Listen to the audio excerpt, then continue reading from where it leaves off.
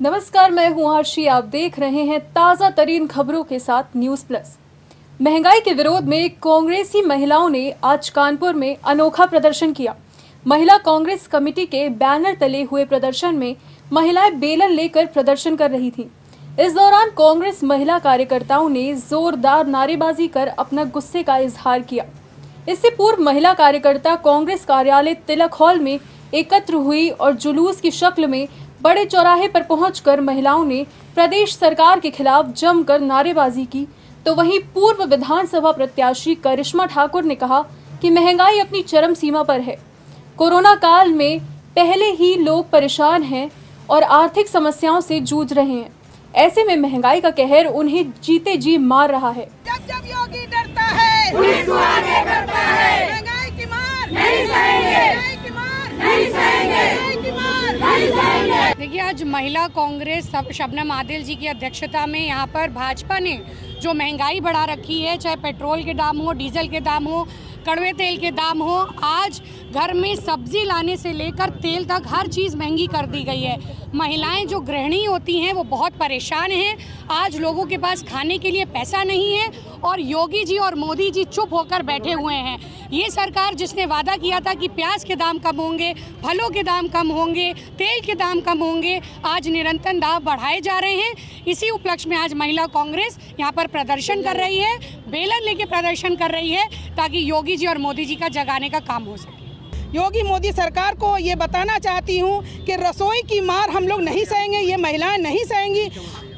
ये देश है कृषि प्रधान देश और कृषि प्रधान देश में सरसों हमारे देश में होता है और सरसों के बावजूद भी हमारा तेल 200 रुपये किलो बिक रहा है। और ये हम लोगों की बहुत ही निंदनीय बात है कि इस देश में जो चीज़ हो रही है, पैदावार हो रही है, वही चीज़ 200 रुपया, यानी कि पेट्रोल 100 रुपया है और सरसों का तेल 200 रुपया हो गया। इतनी महंगाई, दाल ले लीजिए, दाल 200 रुपये से ऊपर है। जितनी भी रसोई की चीज़ें हैं, आप गैस का चूल्हा ले लीजिए, गैस का चूल्हा आपको पहले 400 रुपये में कांग्रेस के सरकार में मिलती थी और आज के टाइम में 1000 रुपये में इसको मिल रहा है। चरम सीमा पे महंगाई इन्होंने बढ़ा दिया है, इनके कान पे जू नहीं रह गई। इसलिए आज हम लोग बेलन के माध्यम से और इस सरकार के सर पे मारने के लिए हम लोग आए कि ये सरकार जागे और हम लोग इनको जगा रहे हैं इस बेलन के माध्यम से।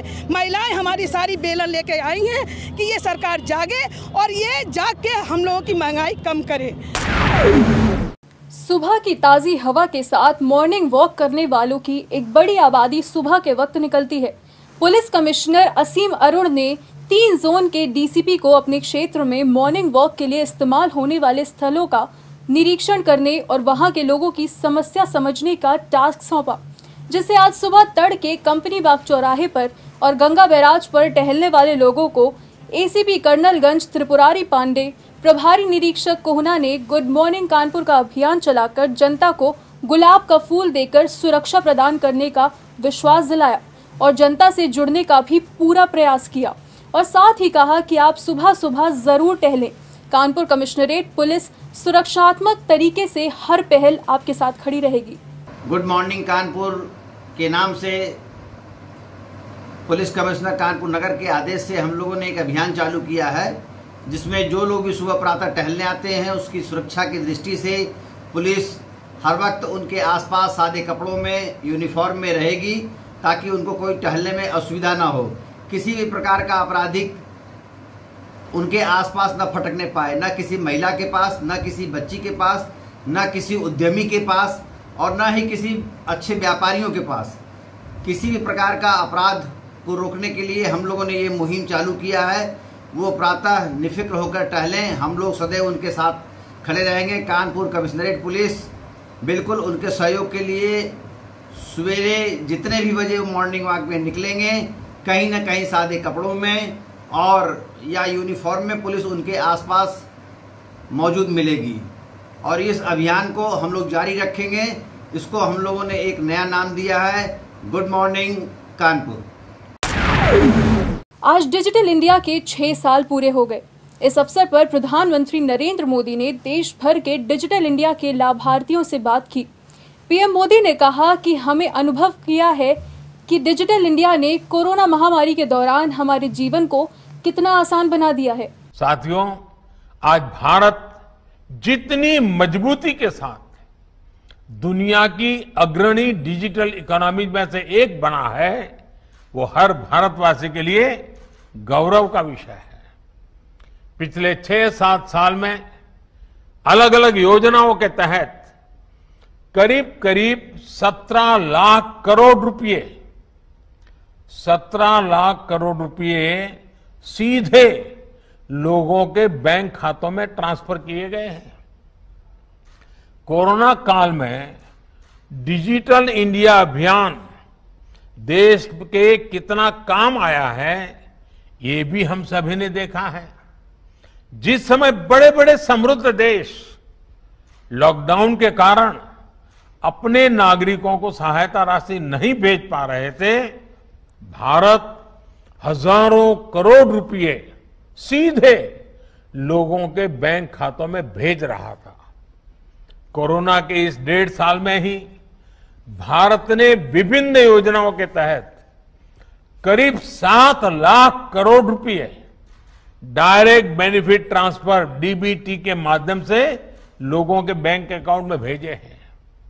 भारत में आज सिर्फ यूपीआई, भीम यूपीआई से ही हर महीने करीब 5 लाख करोड़ रुपए का लेन देन होता है। साथियों, किसानों के जीवन में भी डिजिटल लेन देन से अभूतपूर्व परिवर्तन आया है। पीएम किसान सम्मान निधि के तहत 10 करोड़ से ज्यादा किसान परिवारों को 1,35,000 करोड़ रुपए सीधे बैंक अकाउंट में जमा किए गए हैं। डिजिटल इंडिया ने वन नेशन वन एमएसपी की भावना को भी साकार किया है। इस वर्ष गेहूं की रिकॉर्ड खरीद का लगभग 85,000 करोड़ रुपए सीधे किसान के बैंक खाते में पहुंचा है। इनाम पोर्टल से ही अब तक देश के किसान 1,35,000 करोड़ रुपए से ज्यादा का लेन देन कर चुके हैं। साथियों, वन नेशन वन कार्ड यानी देश भर में ट्रांसपोर्ट और दूसरी सुविधाओं के लिए पेमेंट का एक ही माध्यम एक बहुत बड़ी सुविधा सिद्ध होने वाला है। फास्टैग के आने से पूरे देश में ट्रांसपोर्ट आसान भी हुआ है, सस्ता भी हुआ है और समय की भी बचत हो रही है। इसी तरह जीएसटी से ई-वे बिल्स की व्यवस्था से देश में व्यापार कारोबार में सुविधा और पारदर्शिता दोनों सुनिश्चित हुई है। कल ही जीएसटी को 4 वर्ष पूरे हुए हैं। कोरोना काल के बावजूद पिछले 8 महीने से लगातार जीएसटी रेवेन्यू 1 लाख करोड़ रुपए के मार्क को पार कर रहा है। आज 1,28 लाख से अधिक रजिस्टर्ड उद्यमी इसका लाभ ले रहे हैं।